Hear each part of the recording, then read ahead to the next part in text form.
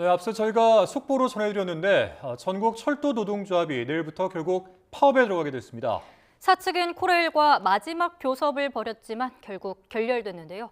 당장 내일 출근길부터 차질이 불가피해 보입니다. 취재기자 연결해 들어보겠습니다. 김기봉 기자, 코레일 노사가 결국 합의점을 찾지 못한 모양이군요. 네, 철도 노조와 코레일은 오늘 오후 4시부터 마지막 교섭을 벌였지만 핵심 쟁점에 대한 이견을 좁히지 못하고 결국 결렬됐습니다.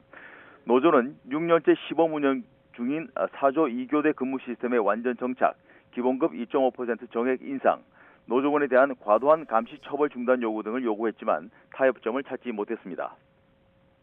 철도 노조는 국민들의 불편을 최소화하기 위해 성실히 대화했지만 코레일이 노동자들의 정당한 요구를 거절해 예정대로 내일부터 무기한 총파업에 들어간다고 말했습니다.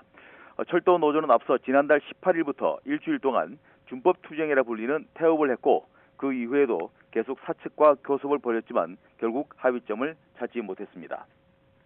다만 파업에 돌입해도 공사와 정부가 전향적 태도를 보이면 언제든 대화의 문은 열려 있다고 말해 파업 이후에도 타협의 가능성을 완전히 닫지는 않았습니다. 네, 여러모로 어수선한 상황에서 이 파업까지 진행이 된 건데, 자, 그러면은 이제 당장 내일부터 철도 관련 교통에 차질이 불가피할 것으로 보입니다. 어떻게 되는 겁니까? 네, 코레일의 파업은 공식적으로 내일 오전 9시 출정식과 함께 시작되지만 새벽 근무조부터 영향을 받기 때문에 수도권 전철을 이용한 출근길에 영향이 있을 것으로 보입니다. 사측인 코레일은 철도 노조 파업에 대비해 출퇴근 시간 수도권 전철과 KTX 열차에 내부 직원과 외부 인력 등 가능한 자원을 모두 투입하기로 했습니다. 하지만 차질은 불가피해 보이는데요.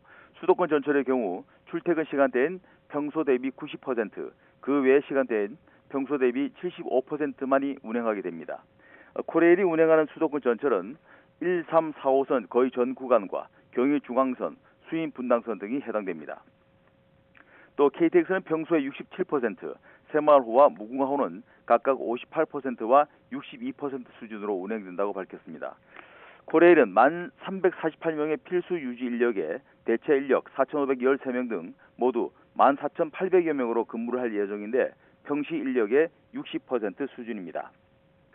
코레일은 파업 돌입 이후 모바일 앱인 코레일톡과 홈페이지에서 조회되지 않는 열차는 운행이 되지 않는 열차라며 사전 확인을 당부했습니다. 또 파업 예고 기간 중에 승차권을 반환 또는 변경하는 경우 모든 열차에 위약금이 면제되며 운행 중지된 열차 승차권은 따로 반환 신청을 하지 않아도 일괄 전액 반환된다고 밝혔습니다. 지금까지 경제부에서 YTN 김기봉입니다.